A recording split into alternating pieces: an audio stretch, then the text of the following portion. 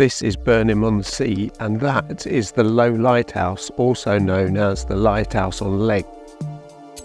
In this video I'm going to attempt to take a photo of that lighthouse, which you might have seen many times on Instagram and YouTube, but I'm just going to take a photo just like you would, and not with all the specialist gear, not with all that equipment that companies send in to make the best photo you can. I'm just going to use my camera and just my own skill. The lighthouse was built in 1832 and has got 9 legs, and it's amazing how in nearly 200 years it's stood up to all that weather and sea and waves, and it's still standing. The interesting thing about the lighthouse is not just its position or its unusual shape and design, but also the fact that it's got these 9 wooden legs. And for a photographer, it's what do you do with the legs? Do you put them all together? Do you show all 9? Or do you show a combination? And that's what I'm going to do in this video, is have a little walk around the lighthouse and see what the best composition is.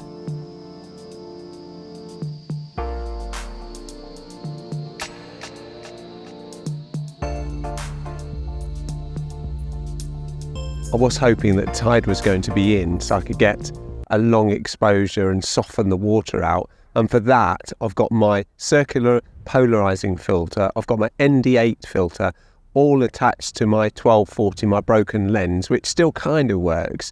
And I was kind of hoping I could get a shot like that. I'll still give this a try and try to smooth out the sky, but I don't think it's going to be anything like the shot I wanted. But here goes, let's see what this looks like. So I've got the polarizer on and I've got the ND8 filter on. It's given me, I've got f9, giving me 1/13 of a second at just 1 stop underexposed, because I want to make sure I get some definition in the sky.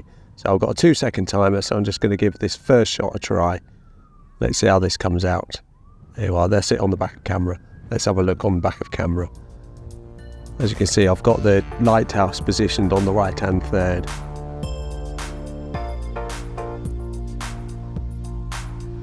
For this image, I've gone just 3 legs and I've got f4, 6/40 of a second, and I've got 2-second timer, so I'm just going to take this shot, a better focus in the right place really for a change. And that 2 seconds later, that shot's taken, and now I'll move on for another one.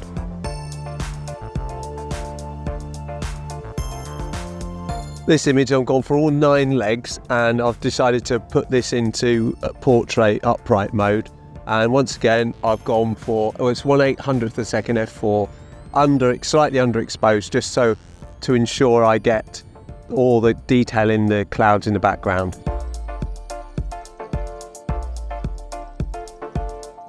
From the back of the lighthouse, you can see the red and the white and the green lights that shine to warn the sailors of the sandbanks and the danger that lies ahead. For this image, I've got my tripod really low down because I want to get a reflection of the water on the sand. So once again, I've got the lighthouse on a third, I've gone f4, 1/800th of a second, and once again, I'm underexposed. So I'm just going to take that image now, and hopefully that's going to be okay too with the reflection in the sand.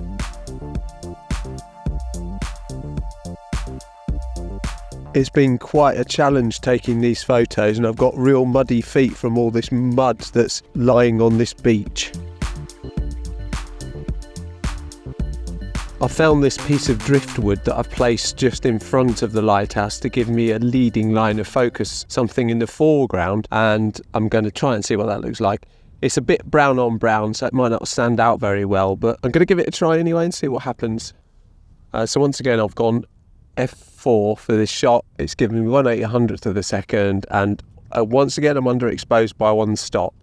I've got the piece of wood in the foreground. I'm going to press the button now and see how that goes. I'm in vertical format, which is just right for this shot, I think. Somehow I don't think the lighthouse was designed with photographers in mind. I'm taking this shot, which is a slightly different angle, and I've gone f4 again, 1/1000th of a second, mainly because the sky in the background's really bright. There we go. That's another one in the bag. If you find yourself in Somerset or anywhere near this lighthouse, I recommend you come here and try to take the picture of it. it's completely photogenic. As you can see, even on a nasty cloudy day like today, it still takes amazing pictures, and it's so interesting. So I recommend get down here and have a look at this lighthouse.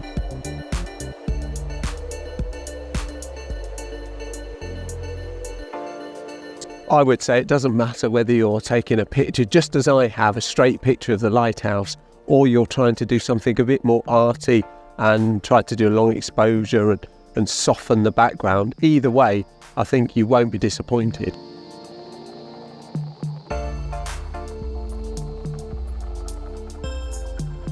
I often underexpose my shots, and that's because I try to keep as much detail in the sky as I can. And if I went with the exposure that the camera gives me, it often makes the sky too bright and it's much harder to bring that detail back out. So I underexpose and then I'll bring up the light in my subject, and that usually works for me.